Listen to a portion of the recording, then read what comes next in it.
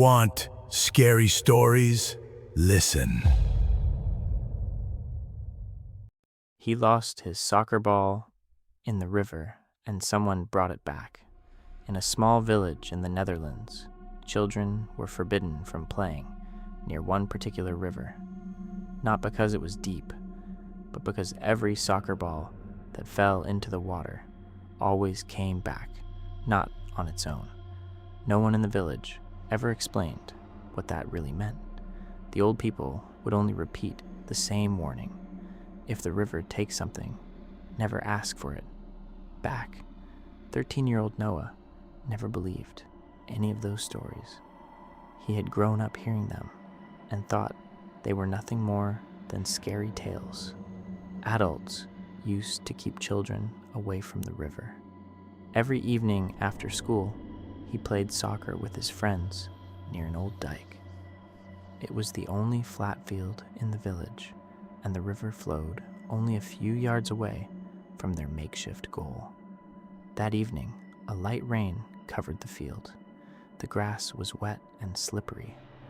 Noah ran toward the ball and kicked it as hard as he could. The ball slammed into an old wooden post, bounced into the air, and rolled straight toward the river. A second later, it splashed into the dark water. The ball floated only a few feet from the shore. "I will get it," Noah said. He found a long branch and slowly reached toward the ball. Only a few inches separated the branch from the ball. Then something happened. The ball stopped moving. Not the river, not the current. The ball. Leaves continued, drifting downstream. Raindrops continued striking the surface of the water, but the soccer ball remained perfectly still, as if invisible hands were holding it in place. Nobody said a word. Then the ball slowly began to sink. It did not flip over. It did not fill with water. It looked as if something beneath the surface was pulling it straight down. There were no bubbles, no splash, no ripples. Within seconds, the ball disappeared beneath the black water. The river became completely still again, as if nothing had ever happened. One of Noah's friends turned pale. "We need to leave. Right now." Without saying another word, they ran. But the most terrifying part did not happen at the river. It happened the following night. At exactly 3:17 in the morning, Noah woke up after hearing a dull knock against his bedroom window. Knock. A few seconds later, knock. Then once more, knock. His heart began pounding. He slowly pulled back the curtain. His soccer ball was lying directly beneath the window. Perfectly dry, perfectly clean, even though it had been raining for almost 24 hours. Part 2. Noah stood frozen by the window for several seconds. His heart was beating so loudly that he could barely hear the rain outside. The soccer ball was really there, perfectly dry, as if someone had just placed it beneath his window. At first, he convinced himself that one of his friends was playing a prank on him. He quietly walked downstairs, trying not to wake his parents. He unlocked the front door. Cold night air rushed into the house. The yard was empty. There was no one outside, only the sound of the rain and the ball. He picked it up. It felt warm, far too warm, as if someone had been holding it only moments before. A chill ran down his spine. He looked around the yard. The grass was soaked. The ground was covered in fresh rain. Then he noticed something strange, a trail of footprints. They began near the river and led all the way to his house. They were not human footprints. They were not animal tracks either. Each print looked like a long, narrow hand with thin fingers pressed deep into the mud, as if something had crawled across the ground instead of walking. But the strangest part was where the trail ended. The footprints stopped exactly where the soccer ball had been lying. There were no footprints leading away. Whatever had brought the ball never left. Or maybe it never needed to. Noah grabbed the ball and hurried back inside. He locked every door. That night, he barely slept. The next morning, something happened that he never told his parents. The ball was gone. The night before, he had left it beside the front door. Now, it was lying in the middle of the kitchen floor, perfectly centered. His father looked at it and frowned. "Were you playing during the night?" Noah slowly shook his head. His mother smiled. "You probably moved it yourself and forgot." But Noah knew she was wrong. He remembered exactly where he had left it. The following night, he decided to stay awake. He turned off the lights, sat on the edge of his bed, and waited. The clock slowly ticked through the night. 1, 18:02, 0, 4, 2, 51. The house was completely silent. Then, at exactly 3:17, he heard a sound. Knock. It did not come from the window. It came from downstairs. Knock. A second time. It sounded as if something round was bouncing across the wooden floor. Knock. Noah stopped breathing. The sound moved closer, slowly. Knock. Now it was on the staircase. First step. Knock. Second step. Knock. Third step. Every bounce came closer than the last. He carefully looked through the crack in his bedroom door. The staircase was empty. There was nothing there, but the sound continued. Knock. Another step, then another, as if someone invisible was climbing the stairs, bouncing the soccer ball in front of them. Then, silence. For several long seconds, nothing moved, nothing breathed. Then came 3 slow knocks on his bedroom door. Knock, knock, knock. Noah could not move. He could not even breathe. Then a quiet child's voice whispered through the wood, "You forgot to play with me." Part 3, Noah did not answer. The voice outside his bedroom door disappeared. The house became silent again. He stayed awake until sunrise. When the first light entered his room, he slowly opened the door. The hallway was empty. There was no one there, but the soccer ball was waiting for him. It was sitting in the middle of the hallway, as if someone had carefully placed it there. During the night, Noah refused to touch it.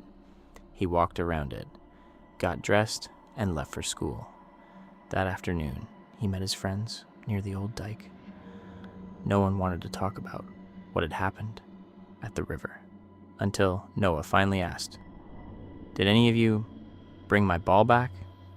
Every one of them shook their head. One of the boys looked frightened. "My grandfather said, 'The river never gives anything back for free. It only returns things after it learns where you live.'" Noah laughed, but this time it sounded forced. That evening, he decided to end everything. He carried the ball back to the river. The sky was gray. The water was perfectly still. He stood at the edge of the bank, pulled his arm back, and threw the ball as hard as he could.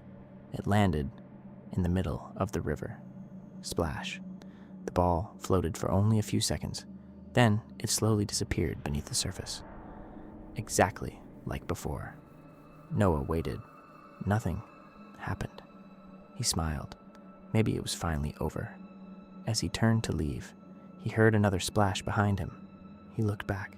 The ball was floating only a few feet from the shore. Waiting, Noah took another step backward. The ball moved closer. There was no current, no wind, yet it drifted directly toward him, slowly, deliberately, until it touched the muddy bank. Then it stopped, as if it was waiting for him to pick it up. Noah ran. He never looked back. That night, at exactly 3:17, he woke up again. This time, there was no knocking, no bouncing, no voices, only silence. Then he heard something dripping. Drip, drip, drip. The sound came from beneath his bed. His breathing stopped. He slowly reached for the flashlight beside him. His hands were shaking.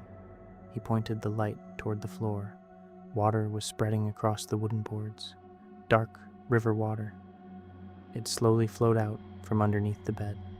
Then a pale hand appeared, long fingers, covered in black mud. They wrapped around the edge of the bed. Another hand followed. Then something slowly pulled itself upward. Noah screamed. His parents rushed into the room. They turned on the lights. The floor was completely dry. There was nothing under the bed. Nothing except the soccer ball, still warm, still wet, and covered with fresh river mud. Part 4. Noah never slept again. Every night he sat in his room with the lights on, staring at the bedroom door. He locked the soccer ball inside the old shed, behind his house. He put a brand new lock on the door. Then he threw the key away on the other side of the village. He was sure it was finally over. The next night, at exactly 3:17 in the morning, he woke up, not because of knocking, not because of voices, but because the whole house was shaking. At first, it was gentle. Then it grew stronger, as if something was slowly walking around the outside of the house. Heavy footsteps, wet footsteps. They stopped beside the shed. Then came a loud crack. Noah ran to the window. The shed door was wide open. The lock was lying on the ground, broken in half. The soccer ball was gone. The next morning, everyone in the village knew what had happened. No one seemed surprised. An old fisherman who had lived beside the river his entire life quietly said, "It did not take the ball. It took you." Noah did not understand those words. Until later that evening, wherever he walked, he heard the same sound behind him. Knock, silence. Knock, silence. Knock. Every time he turned around, no one was there. But each day, the sound came a little closer. After a few days, his friends refused to be near him. They all said the same thing. There is someone standing behind you. He is tall. He is soaking wet. But every time Noah looked, there was nothing there. One evening, he asked his mother, "Do you see anyone behind me?" She looked over his shoulder. Her face suddenly turned pale. Then she forced a smile. "No, there is nobody there." That same night, Noah disappeared. The police searched for him for 3 weeks. They searched the forest. They searched the river. Divers entered the water. Search dogs covered every trail. They found nothing. No body, no clothes, no trace of him. Only one thing, a soccer ball lying beside the river, perfectly dry, perfectly clean, as if someone had gently placed it there only moments before. More than 30 years have passed since that night. The old dike has fallen apart. Most of the villagers have moved away. But one warning has never disappeared.